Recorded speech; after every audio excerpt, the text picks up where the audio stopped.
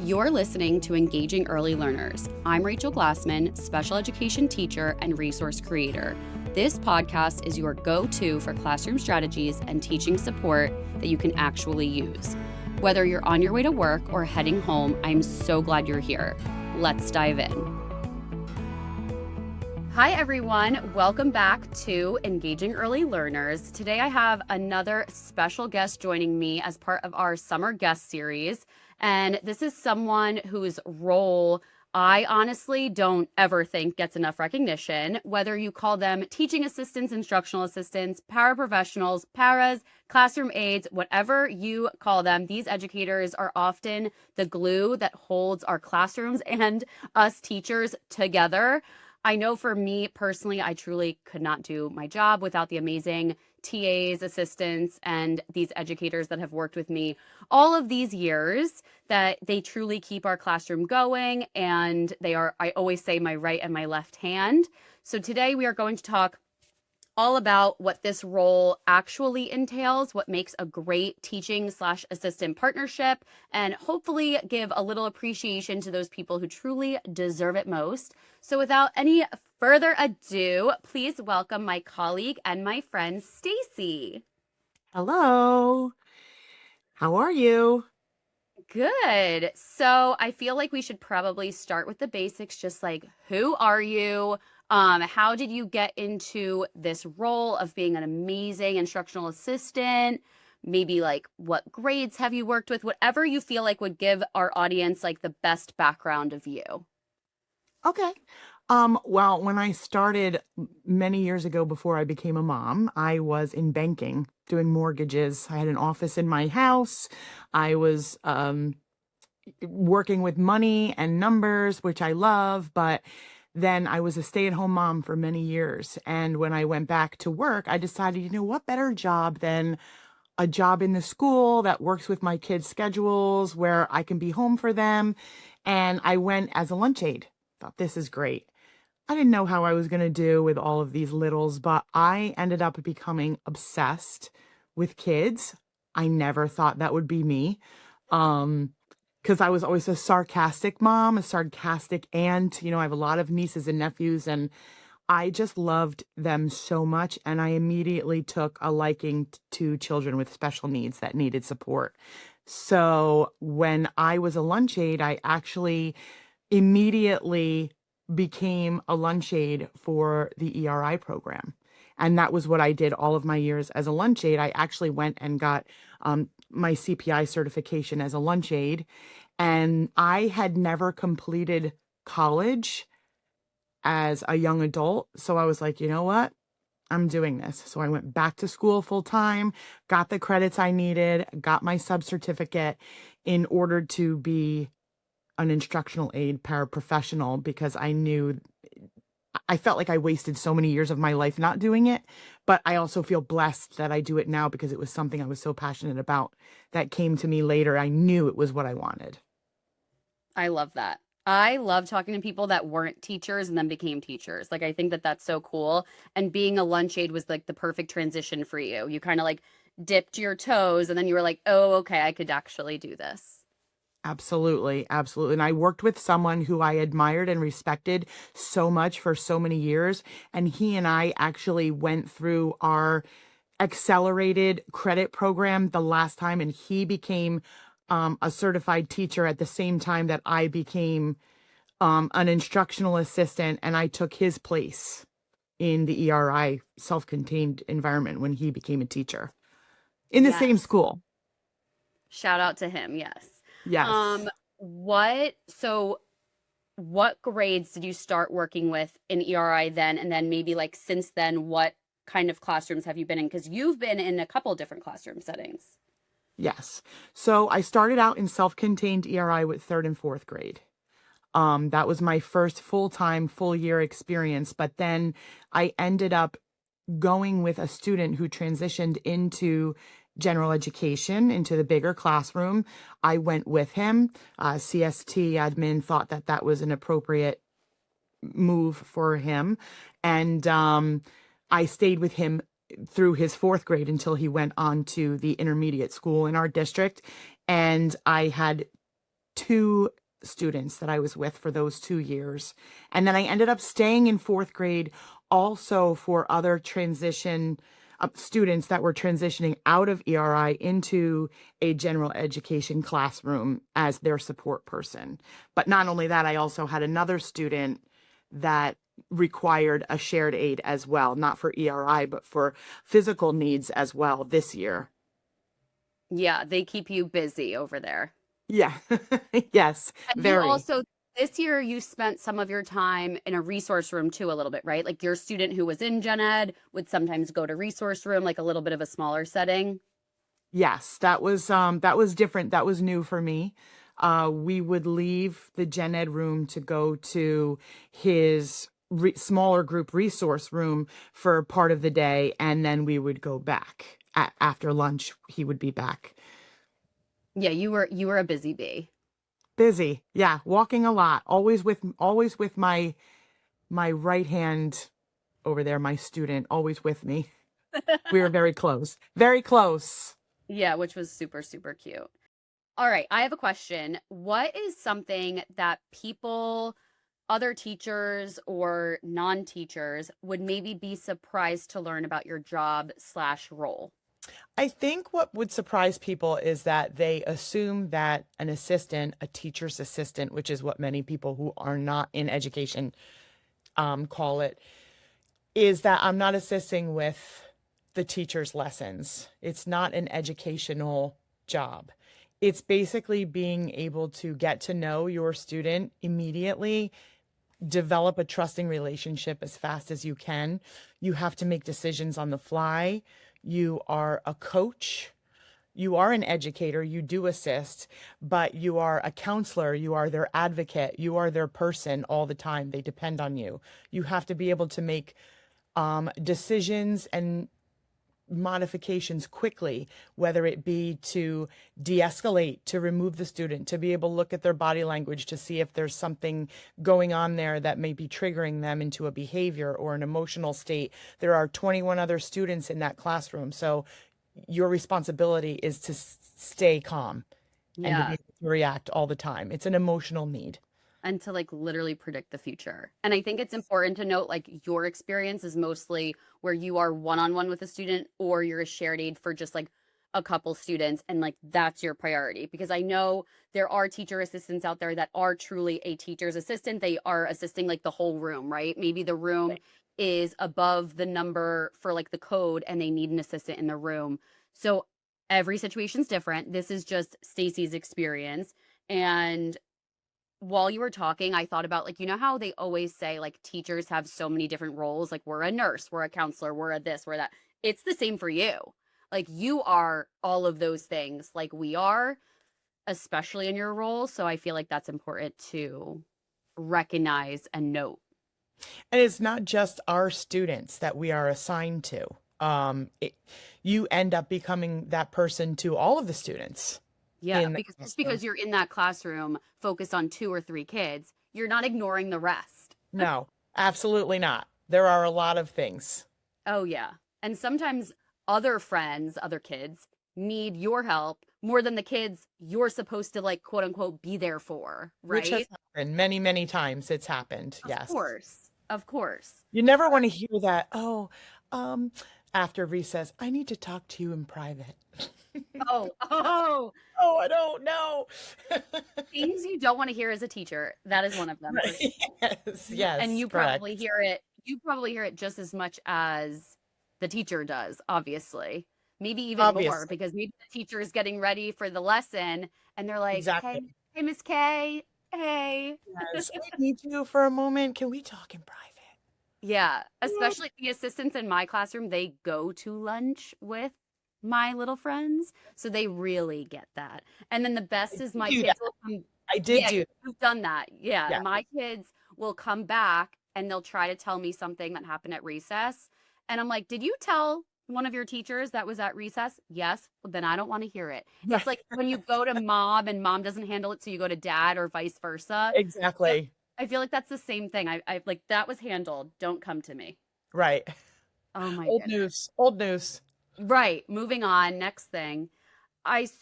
Okay. I think people often see a teaching assistant and maybe assume, like we kind of just said, you're just helping here and there, but there's obviously so much more that goes into it. And you touched on it a little bit just now, but I, if you can, like super fast, want you to walk us through a typical day. Now, again, let's preface this by saying this is very specific to Stacey, Yes. our school, her individual students she works with. This is not every teaching assistant's typical day. This is your typical day. I like to preface that because I think for people listening, I don't want them to like overgeneralize this. This is your Right. experience, your typical day. But I think it would be good for maybe everyone to hear. Okay, well, before I answer that question, I just want to Yes. thank you for starting out this by calling us educators. When you first started, you were like, when you were explaining the role of a paraprofessional instructional assistant, you used the word educator a few times, and I just want to say that touched me, and I appreciate it very, very much, as I'm sure all other teacher assistants do. But my day, I arrive and I generally meet my students somewhere in the hallway. In the beginning, when I first had him, my one student, I would go meet him on the bus, coming off the bus. Then I started to back up where I met him to give him more independence as the day went on. But really, it's just regulating him in the morning, reading what kind of mood he's in, getting him ready, step by step redirection. It's very overwhelming. He's been in a self-contained environment for a few years. So being in a hallway with 100 other students coming off the bus at the same time, it was hang your backpack, get your water bottle, turn in your homework while there are 20 other kids saying, Miss K, Miss K, Miss K, what do we have today? What's our special? And then just getting him ready for the day, kind of our pep talk. What kind of day are we going to have today? As we move on, we do related arts, whether it be physical education, art, music. So all of those things, getting ready. Some of those classes are difficult. Um, So it's phys like unstructured Yes, activity. unstructured time. And then we would come back to the class for our math. We would go to our resource class for literacy. Then it's lunch and recess, which is And a during, whole. sorry, during those educational times, like, are you kind of standing back, like Yes. observing, waiting? You're not like hovering over. No. At first, you sit a little closer, then you back up. As the year went on, you back up, Yeah. give them their independence. Just watching, observing, seeing how they're doing with their work. If they're not grasping the lesson, sometimes that could be a trigger. Um, if they're grasping it, then there's a lot of calling out and outbursts that are happening, whether they be physical or verbal, and you kind of have to keep that in check. So you're on it. You're on. You're always on. Oh, yeah. And then when we have a break I would walk the student to his resource class. And then I would have to come back because of the other student that needed a shared aid until a relief person came in for me for that student. And then I would go back to the resource class until it was time for lunch and recess, whole other pep talk, whole other you got this, you can do it talk would go on. And then Because that's after like the that, most unstructured of unstructured times.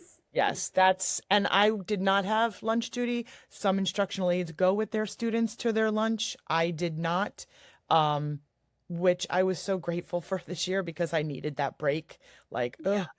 And then we carry on with the rest of our day. But there's time in there where going over a behavior plan, there's a behavior plan and it's constantly has to be updated every 40 minutes. There's, whichever behavior plan is implemented, and then you have to communicate with that with the teachers, decide if they earn some free time, decide whatever their reward is, have them choose, then do that with them, support them through that. And if they don't earn it, that could be a whole other challenge and trigger. Yep. And take a walk, go to a sensory walk. The phys ed teachers at our school are amazing. So I would say, you know what, can I use the rock wall for like 5 minutes? Just let them get out some energy. And then the end of the day would wrap up with science and social studies again in his general education big class. And again, are they calling out? Are they not understanding? How is he interacting with the other students? That's always social cues, Yeah. social and emotional needs. And then packing up was as you know, and a whole other challenge, packing Uh, up and dismissal, walking, making sure the day went okay. and the chaos of that in the fourth grade hallway. There's hundreds of kids. Yes, yes. And depending, is how the day went. Am I walking him to the bus? Am I walking him halfway to the bus? Am I letting him go on his own and just watching, like, the mom watching their kid walk off on to the bus for the first time? Like, am I letting him go? Yeah. So because you become attached and you feel responsible. If No, something goes totally. wrong at recess, I feel responsible that I wasn't there Of course, of all the course. time. So yeah, that's So I have a hard question. What do you think is the hardest part of your job? Because I think this is a hard question I'm saying because a lot of things are hard about your job, just like teaching. But what do you think is the hardest part of your job? um I think honestly, the hardest part is knowing that student in a way that no one else does and having to give up all control or say to allow others to make decisions for them. Which Yeah. that is the hardest part for me. Like if I observe something, I need you to trust me. I think it's working with other people in the building. I need you to Yeah. trust me. I made that observation because I am invested. This is, Yeah. I'm, and giving your calm, also giving your own calm to somebody all day and Yes. then needing time to fill up your own calm back for yourself. So you give so much of yourself and sometimes you don't get the trust from colleagues that you deserve and need. I Yeah. luckily do. I luckily do. I haven't always, but getting trust from your colleagues that that student, really that student better than anyone and you need people to trust you. And you don't want to see them not get what you feel they deserve in that moment. Yes. I feel like you just actually named the two hardest parts of my job as well. Yeah. I like that was so perfectly articulated because I feel like one, yes, we literally give up our entire selves for like what is it, 7 hours a day or something, and then Yes. we finally can breathe at the end of the day and like have our own calm, but there's never enough time for that, right? Because then I mean, you go home, you have a family, you got to cook dinner, whatever, whoever needs to be Ubered around to their Right. activities, right? Like I at least can come home to a house by myself. But I feel like that is a huge hard part of the job. But then the other one is exactly what I'm always talking about.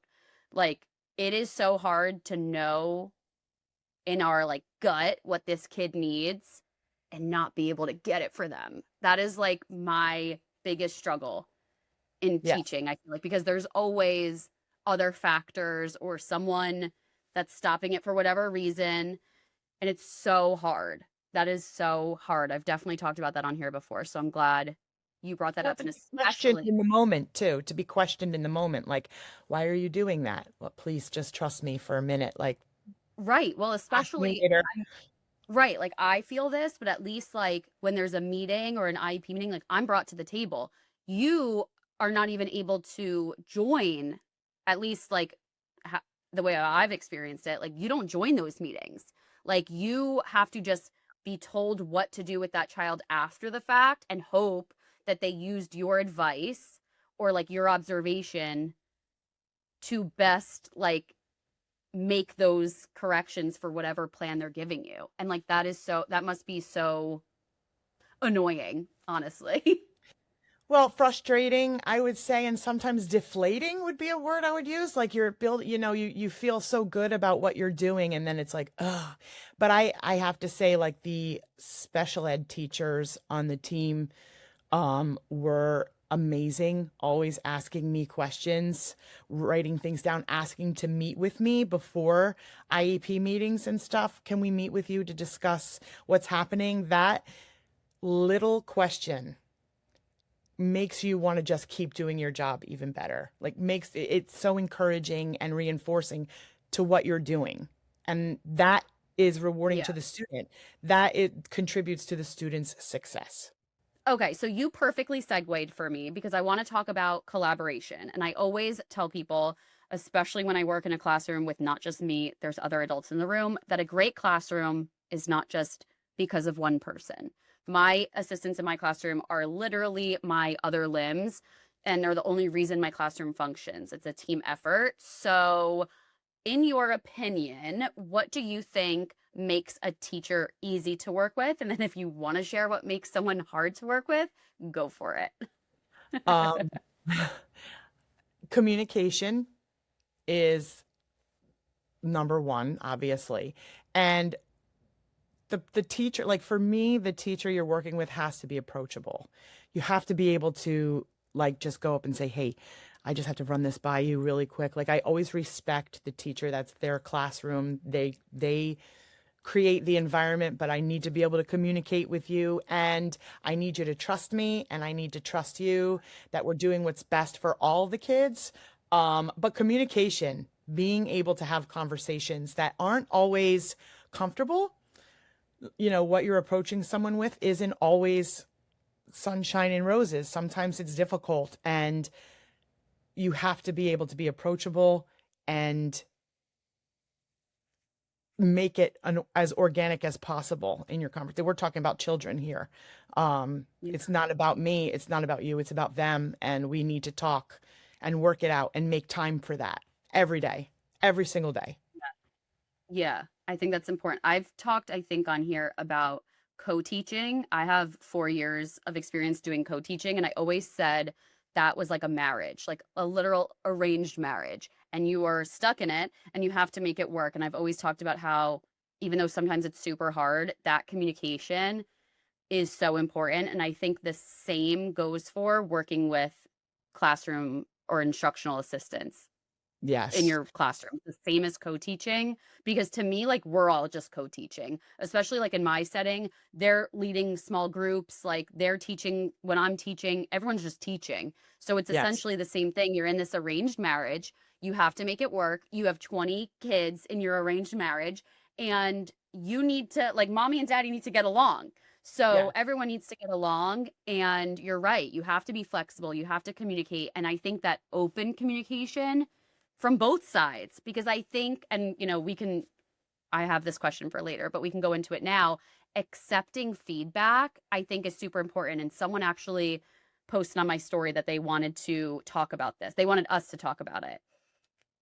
Being able to accept and receive feedback and give feedback too. And I think it's important from Huge. both ends. Do you have like experience with that, or do you have anything to say about that? I do. I actually, my first experience working with, um, in a gen ed classroom, I can't say enough wonderful things about this teacher. Everybody knows how much I adore him and working with him. He made me a part of everything in that room. But then afterwards, he would always say, "Hey, are you good with that? What do you think?" Yeah. Like, it was awesome that he appreciated my feedback so much. Yeah. And I appreciated his, because there were times where I would make a decision, and afterwards he would say, "Maybe next time we, have a cue to where we could talk about," and I accepted it too. It was all in the delivery. The delivery has to Yeah. be respectful. Um, Yeah. and I had, I just, like I keep saying, the communication is so important, and feedback. You have to be able to accept feedback. And I have before. Yeah. There were times I've gotten um, overwhelmed by things that were going on in the classroom or with my student. And another person would come in and tap me and say, "Why don't you take a walk? Why Yeah. don't you take a walk and let me take over for you for a little bit? You need a break." And you have to be able to say, "Okay, that's not defeat. That is help. That is much needed self-preservation in that moment." So that kind of feedback is the kind that I've had to take and learn how to accept. And I appreciate it now. Completely Yeah. appreciate it. Changed everything. Yeah. And I know obviously the teacher that you're talking about that you worked so well with. I think it helps that he was previously an instructional assistant and then became a teacher. It's so helpful that he knows both sides. So to Yes. probably to be, and that you guys obviously were friendly. So it Yes. probably helped to be able to, but as I say that, I feel like maybe that could make it harder. Like if you're working with a friend, someone that you love and have a connection with, maybe sometimes for some people it's harder to give and accept that feedback because this is your friend, like this is your buddy. But it sounds like in that case, you guys clearly were able to both accept feedback, give feedback, and like Yes. respectfully communicate to each other. Yes, the respectful communication is the key there, that respectful communication. If I express a concern for a student, I would expect somebody to say, you know what, let me think about that and I'll come back to you. Take a moment to think about it. Don't shut me out. Take a Yep. minute to think about it. We all have to do that. Sometimes we're, working with all those kids, it's exhausting emotionally, physically, and then to have someone question you, especially being a classroom teacher, they don't want that. And it's overwhelming, but we have to be able to reset, to take a step back, reset, and revisit. And you have to have humor. Totally. You have to be completely crazy sometimes. You Oh, absolutely have to joke yeah. around. As you know, Miss that's K. my forte. That's Miss K's thing. She's funny. She brings the laughter. The kids are obsessed with her. So, yes, bringing the laughter, bringing the comedy. You're like the class clown in the class. Like, I that am. helps. I think that definitely helps. So, my next question, two-parter, because my question was going to be, what advice would you give teachers working with a new assistant for the first time, someone that has never had an aide in their room? But the other question we got on my story was, and I feel like it goes with this, what advice would you give for a young teacher working with an older assistant? Because sometimes that dynamic is not easy. So both of those questions go. Okay. So, funny that you mentioned the older assistant and the younger teacher. Um, yes. Although, according to the children, I don't look a day older than 30, but whatever. We know that's not true. Anyway, Right. um, I think my advice to a teacher working with an assistant for the first time would be please trust them. Please treat them as they are an educator there to support you and to work with you, not for you. Um, they are not your personal aid. They are in there for students. Um, Yeah.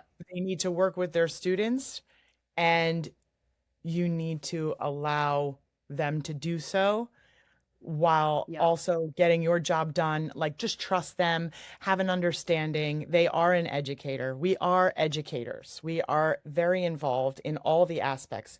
We are not doing lesson planning. We are not doing any of that. But I have to say, watching and being a part of lesson planning and watching the lessons and how different teachers go about them differently has helped me become even more supportive to students that don't necessarily need me in there. I can help them, which is great. Especially this Yep. year and next year, I was able to help so much on the educational side of it, which I loved being able to do when I could. But Yeah. my advice, again, I don't want to go off that, but my advice would be to definitely treat them as an educator and realize that they are working with you together. Yeah. I think as far as like the young teacher, older instructional assistant, I think I'm like thinking back to my first year and I definitely felt like I had something to prove. Not that that was like correct or anything, but I remember I think I only had one classroom assistant, maybe two. Two. I worked in preschool, self-contained, so I was supposed to have two at all times, but I'm just thinking of one person in my head, and she had worked there for years. She had also been with the teacher in my classroom before I came. So like she came in with the approach of like, I know how everything should go, and I'm gonna be super honest with you and tell you how everything should go. And Was that I hard came for in, you? Was that oh my hard God, for you? no. I came in on my like high horse, like 22 years old, like as if I know everything, which this is not correct. I'm not saying that this was right, but I came in like, well, I'm going to do things my own way. And that is okay. It's okay to do things your own way. I just think if, like, looking back, I think I wish that we had that better communication and that open communication so that we wouldn't get into these like weird moments where we were never arguing. Like we actually got along super well, but these weird moments where I got offended that she would say something. I'm sure there were moments when she was offended if I kind of said like, no, I'm going to do it this way. Like I could only imagine, but I just, and I'm sure my friends are laughing right now that taught with me that first year, they know. Because even like my mentor teacher, I would never listen to her. And she's my friend. She's my friend now, but I wouldn't even listen to her my first year. So I could only imagine how my assistant felt. And again, she had been there for so long. She does know, but I came in thinking I knew too. So I think like it all goes back to that communication. It sounds silly that we keep mentioning it, but it all comes back to that. If we had sat down and had better conversations, like this is where I'm coming from. This is where you're coming from. Like let's work together here. I feel I like that would love have been that. so much. I had a similar experience my first year in a self-contained room where it was my first year full time, Yep. and I was learning every day, asking questions, learning, watching people that I admired, whatever. And it's a new teacher came in, much younger than me, Yep. and just continued to talk about how she just wanted her old aide back. I want my old aide to come here. I really want my old aide back to talk about. I was like, oh, I'm a failure.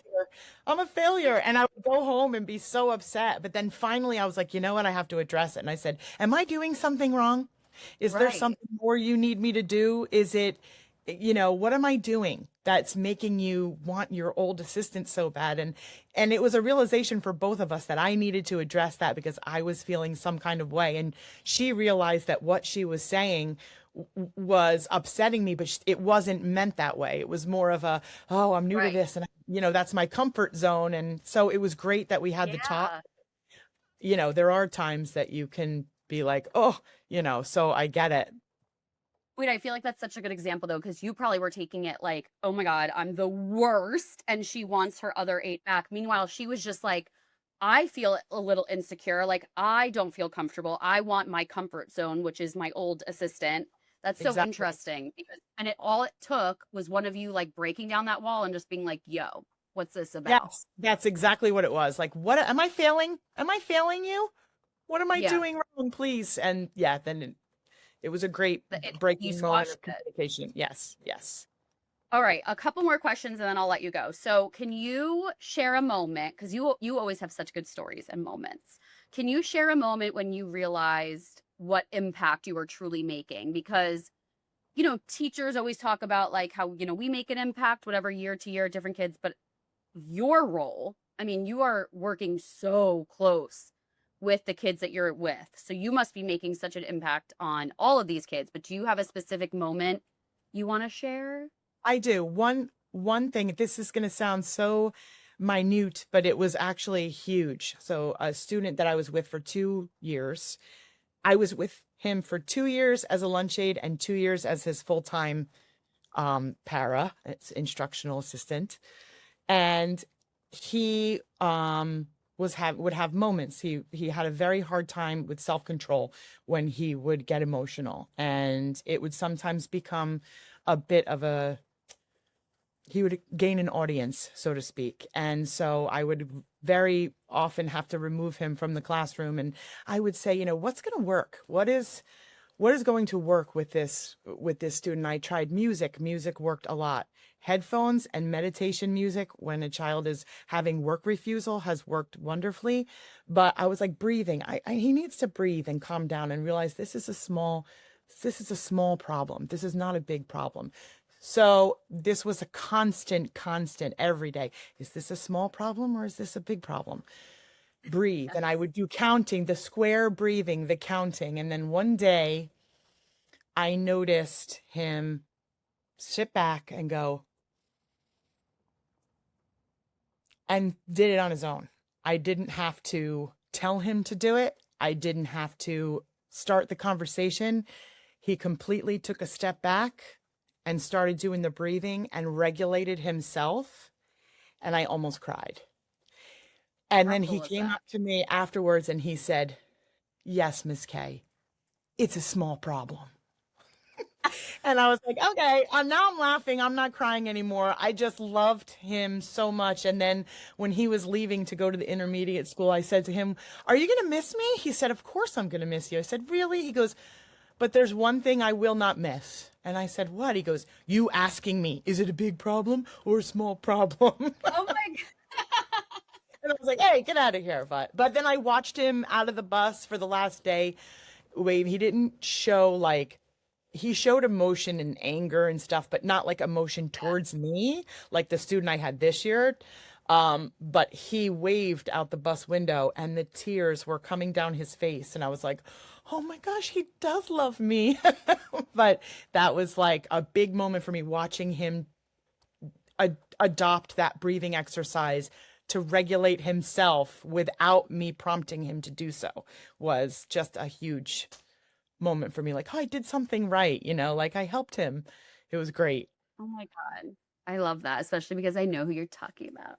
I know. So, last question I'll give you. Okay. If admins are listening or teachers or whoever, what's one thing that you would want them to know? Or just people, what's one thing that you wish people understood better about your role, or maybe just anything you would want them to know? Um, Trust. Please trust Yeah. us. Uh, please don't interfere. If you see me with my student not in the classroom walking around and you see that they are, not regulated at the moment, if I ask you for help, then I need your help. If I don't, please just keep going and don't interfere because that could just extend it and make it 10 times worse. But Yep. also, sometimes you'll know, like, just look, if I need a break, sometimes I need a little tap on the shoulder for a break too. So it's really just trust. Please trust me. Please trust. It just means so much when I know that you trust me with the student. Yeah. I feel like that's like a big theme of this conversation, like trust, communication, flexibility, Yes, and always flexibility. always being ahead. Like I feel like just like teachers, you guys have to be like one step ahead. Like Always. ready for what's coming and always on the move. Always, yes. Yep. And watching together we can watch growth and celebrate together. Yeah. Those celebrations, we had a lot this year, the Yeah. teacher that I was with. Celebrating those wins together is just such a great and bonding moment. So that's always a great thing too. It's the And best. admin needs to support the relationship between the teachers and their assistants. Totally. I like that. I agree. Well, you made it through. I know you're a little nervous, It as was. most people are, but you made it. Thank you for coming. I think that these conversations are super important, and especially after people listen to this. I don't know if you're willing to, but maybe after people listen and they have more follow up, they want to know more, maybe you could revisit the podcast, come back on, Great. because I liked having you. Thank you, Rachel. And you're welcome. All You're the right. best. So I think today's conversation is such a good reminder, guys, that classrooms are not successful just because of one person. They're successful because of an entire team. Teaching assistants or instructional assistants, whatever you call them, build relationships with students. They support instruction. They help manage behaviors. They celebrate successes. They comfort our kids. They educate our kids. And they do 1,000 little things that often go unnoticed. So if you are a teacher listening today, I hope that this episode reminds you to thank your teaching assistants all around your school, include them in those decisions, and recognize just how valuable they truly are as educators. And if you're a teacher assistant listening, thank you. The work that you do matters more than you will ever hear. And I know that so many teachers, including myself, could not do what we do without you. So thank you. Thanks for listening. I hope to see you on the next episode. Have a great day. Bye.